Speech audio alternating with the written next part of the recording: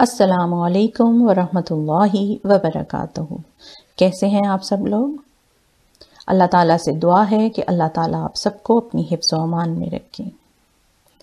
آج سے میں آپ کے لوگوں کے لیے ایک سلسلہ شروع کر رہی ہوں جس کا نام ہے حضرت محمد صلی اللہ علیہ وسلم کے یا حضور صلی اللہ علیہ وسلم کے لیل و نہار۔ حضرت محمد صلی اللہ علیہ وسلم کی سنتیں اگر دیکھی جائیں تو دن کی تقریباً 200 سے 300 سنتیں بنتی ہیں۔ اگر ہم ان میں سے کچھ بھی سنتوں پر عمل کر لیں، ایٹ لیسٹ وہ سنتیں جو ہماری ڈیلی کی ڈیلی تو ہوتی ہی ہوتی ہیں، تو سوچیں ہمیں کس قدر ثواب حاصل ہوگا۔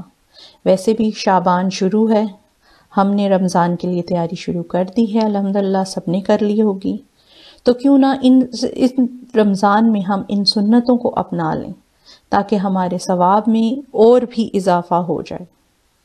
چھوٹی چھوٹی سنتیں ہیں، ڈیفرنٹ سنتیں ہیں، جو چاہیں اپنا لیں، چاہیں تو ساری کی ساری اپنا لیں۔ میرا خیال ہے 1-2 سیکنڈ یا ساری سنتیں کرنے کی ہر ایک کی جو ہے اس میں سے 1 منٹ سے زیادہ نہیں لگتا۔ تو سب سے پہلے اپنے آقا حضرت محمد صلی اللہ علیہ وسلم پر درود و سلام پڑھ لیں۔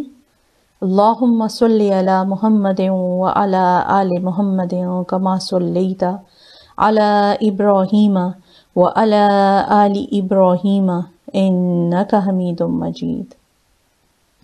اللہم بارک علی محمد وعلی آل محمد کما بارکت علی ابراہیم وعلی آل ابراہیم انک حمید مجید۔ حدیث اور سنت میں فرق۔ حضرت محمد صلی اللہ علیہ وسلم کی سنتوں کو جاننے سے پہلے یہ بات جان لیں کہ حدیث اور سنت میں بہت زیادہ فرق ہے۔ ایک عام غلط فہمی یہ ہے کہ حدیث اور سنت ایک ہی چیزیں ہیں، حالانکہ حدیث اور سنت نہ صرف ایک دوسرے سے لسانی اعتبار سے بلکہ شریعت میں اپنے استعمال کے لحاظ سے بھی ایک دوسرے سے بہت مختلف ہیں۔ ویسے تو اگر ان کی ڈیٹیل میں جائیں تو میرے خیال میں کتابوں کی کتابیں کم ہوں گی، لیکن میں آپ کو کوشش کرتی ہوں کہ مختصر سا بتا دوں کہ دونوں میں فرق کیا ہے، تاکہ آپ کو جب سنتوں کو اپنانے لگیں تو آپ کے ذہن میں یہ بات کلیئر ہو۔ آگے پڑھنے سے پہلے ویڈیو کو لائک اور سبسکرائب ضرور کر لیں تاکہ آئندہ بھی آپ کو اس طرح کی ویڈیوز ملتی رہیں اور آپ سنتیں سیکھتے رہیں۔ حدیث کے لغوی معنی ہے خبر دینا، بات کرنا، گفتگو وغیرہ کرنا۔ اصطلاح میں استعمال ہوتا ہے حضرت محمد صلی اللہ علیہ وآلہ وسلم کے اقوال، افعال، تقریرات اور احوال، یہ سب حدیث کہلاتی ہے۔ حدیث کی 3 اقسام ہیں۔ حدیث قولی وہ تمام روایات جس میں حضرت محمد صلی اللہ علیہ وسلم نے کسی کام کے کرنے کا حکم دیا ہو، قولی حدیث کہلاتی ہے۔ حدیث فعلی وہ حدیث ہے جس میں حضرت محمد صلی اللہ علیہ وسلم کے کسی فعل کا تذکرہ ہو، اور حدیث تقریری جس میں حضرت محمد صلی اللہ علیہ وسلم کے صحابہ کا وہ عمل ہے جو آپ صلی اللہ علیہ وسلم کے سامنے کیا گیا ہو تو آپ صلی اللہ علیہ وسلم نے اس سے منع نہ فرمایا ہو، یعنی ایک خاموش اپروول دے دیا ہو، تو وہ حدیث تقریری کہلاتی ہے۔ سنت کو دیکھیں اگر تو سنت کے لغوی معنی ہے راہ عمل، طریقہ یا راستہ، خواہ وہ اچھا ہو یا برا۔ شرعی اصطلاح میں سنت کا مطلب حضرت محمد صلی اللہ علیہ وآلہ وسلم کا طریقہ ہے۔ حضرت محمد صلی اللہ علیہ وسلم نے خود اپنے عمل کے لیے بھی سنت کا لفظ ہی استعمال کیا ہے۔ سنت ایسا متواتر عمل ہوتا ہے جس میں نسخ کا احتمال نہیں ہوتا۔ حدیث کبھی ناسخ ہوتی ہے، کبھی منسوخ، مگر سنت کبھی منسوخ نہیں ہوتی۔ پھر سنت ہے ہی وہ جس میں تسلسل تعامل ہو۔ حدیث کبھی ضعیف ہوتی ہے، کبھی صحیح، کبھی موضوع۔ یہ ایک علمی مرتبہ ہے، ایک علمی درجے کی بات ہے، بخلاف سنت کے کہ اس میں ہمیشہ عمل نمایاں رہتا ہے۔ پھر سنت قرآن سے مل کر شریعت بناتی ہے۔ سنت معمولات زندگی کی صورت منتقل ہوتی ہے، نسل در نسل منتقل ہونے کی وجہ سے نقص کا احتمال کم ہوتا ہے، جبکہ حدیث فردن فردن منتقل ہوتی ہے اور فرد در فرد منتقل ہونے کی وجہ سے نقص کا احتمال زیادہ ہوتا ہے۔ مثال کے طور پر نکاح کرنا سنت ہے، حدیث نہیں ہے، قربانی اور مسواک کرنا سنت ہے، حدیث نہیں ہے، لیکن کھڑے ہو کر پانی پینا حدیث سے ثابت ہے۔ ایکسیپشنل کیسز میں آپ کھڑے ہو کر پانی پی سکتے ہیں۔ اسی طرح کھڑے ہو کر واش روم کرنا بھی حدیث سے ثابت ہے، مگر یہ چیزیں سنت نہیں ہیں۔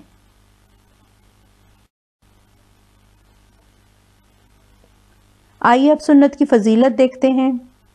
کیونکہ ہم سنتوں پر عمل کرنے جا رہے ہیں تو ہم سنت کی فضیلت سن لیتے ہیں کہ اس کی کتنی زیادہ فضیلت ہے، تاکہ ہم اور شوق سے اور خوشی سے سنتوں پر عمل کریں۔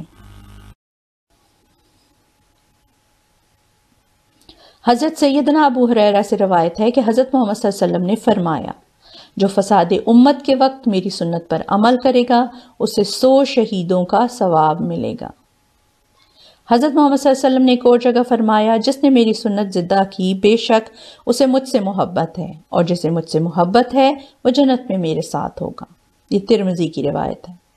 پھر حضرت محمد صلی اللہ علیہ وسلم فرماتے ہیں، جو کوئی میری سنت زندہ کرے کہ لوگوں نے میرے بات چھوڑ دی ہو، جتنے بھی اس پر عمل کریں گے سب کے برابر اسے ثواب ملے گا، اور اس کے اپنے ثوابوں میں کوئی کمی نہیں ہوگی۔ تو اب آپ سوچ لیں کہ آپ جو سنت اپنانے جا رہی ہیں، ایک سنت 100 شہیدوں کے ثواب کے برابر ہے، کیونکہ یہ فساد امت کا وقت ہی ہے۔ بہت سے احادیث اور علماء کرام کی رائے میں فساد کا وقت ہی ہے، یہ فتنوں کا دور ہے۔ ایک اور حدیث کے مفہوم کے مطابق حضرت محمد صلی اللہ علیہ وسلم نے فرمایا تھا کہ فساد کے وقت میری سنت پر عمل کرنا یا میری سنت کو پکڑنا ایسا ہی ہوگا جیسے ہاتھ میں انگارہ لینا۔ تو اب آپ سوچ لیں کہ آپ کتنے انگاروں کو ہاتھ میں لینا چاہتے ہیں اور کتنے شہیدوں کا ثواب حاصل کرنا چاہتے ہیں۔ یہ آپ تک ہیں، ایک سنت، ایک شہید، 100 شہیدوں کا ثواب، 2 سنتیں اپنائیں گے 200 شہیدوں کا ثواب۔ ہمیں ویسے بھی بہت شوق ہوتا ہے نا شہید ہونے کا، تو یہ سب سوچ لیں کہ زندہ ہوتے ہوئے آپ کو شہیدوں کا ثواب، اور ایک کا بھی نہیں، 100 کا۔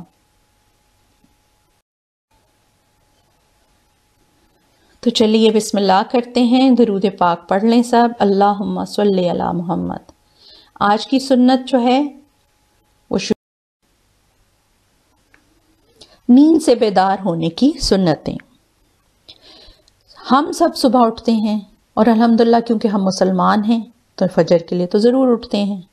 اب آپ سوچیں، جب انسان، اور اسپیشلی ایک مسلمان جب نیند سے بیدار ہوتا ہے تو وہیں سے سنتیں سٹارٹ ہو جاتی ہیں۔ اور یہ سوچیں، یہ وہ سنتیں ہیں جس میں سے بہت سی ہمیں پتہ بھی ہیں لیکن بہت سی بھولی ہوئی ہیں۔ تو جب ہم نیند سے بیدار ہوتے ہیں تو وہیں سے سنتیں ہماری شروع ہو جاتی ہیں۔ اب یہ ہم تک ہیں کہ ہم کتنی سنتوں پر عمل کر کے اس کا ثواب حاصل کر سکتے ہیں۔ صبح سب سے پہلے اٹھ کر چہرے پر سے ہاتھ کے ذریعے نیند کے اثر کو دور کرنا۔ اس میں ایک قول کے مطابق جیسے بچے اپنے چہرے پر ہاتھ ملتے ہیں آنکھوں پر بیدار ہوتے ہیں جب نیند سے، ویسے اپنے چہرے پر ہاتھ ملنا۔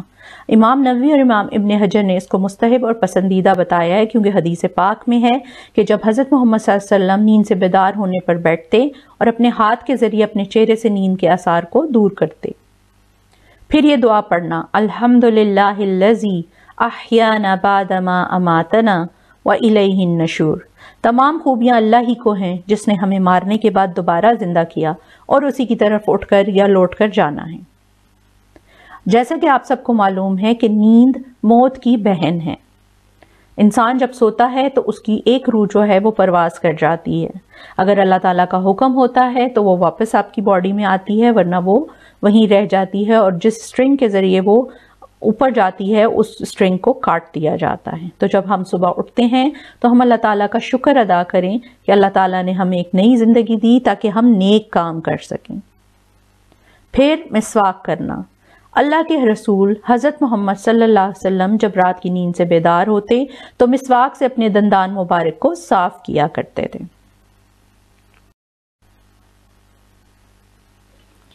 پھر جب سو کر اٹھیں تو ناک کو جھاڑیں۔ حضرت محمد صلی اللہ علیہ وسلم نے فرمایا، تم میں سے کوئی شخص جب نیند سے بیدار ہو وہ 3 مرتبہ ناک کو جھاڑے، کیونکہ شیطان اس کے نتنوں میں رات گزارتا ہے، اور ایک اور جگہ ہے شیطان ناک کے 500 میں رات گزارتا ہے۔ جب حضرت محمد صلی اللہ علیہ وسلم نے فرما دیا کہ شیطان ناک کے نتنوں میں رات گزارتا ہے تو وہ رات گزارتا ہے، اس میں رائٹ لیفٹ ہونے کی کوئی بات ہی نہیں ہے، بات ختم۔ اس کا طریقہ یہ ہوتا ہے کہ جب صبح آپ اٹھیں تو لیفٹ سائڈ کو دبا لیں اور رائٹ نتنے کو جھاڑیں، پھر رائٹ نتنے کو دبا لیں ہلکا سا انگلی سے اور لیفٹ کو جھاڑیں، پھر دونوں ہاتھوں کو 3 مرتبہ دھونا۔ حضرت محمد صلی اللہ علیہ وسلم نے فرمایا تم میں سے کوئی شخص جب نیند سے بیدار ہو تو اس وقت تک اپنا ہاتھ برتن میں نہ ڈبوئے جب تک اسے 3 مرتبہ دھو نہ لے۔ اور ایک اور حدیث میں اس کو وضاحت کی گئی ہے کہ اس کو نہیں پتا کہ اس کے ہاتھوں نے رات کہاں کی۔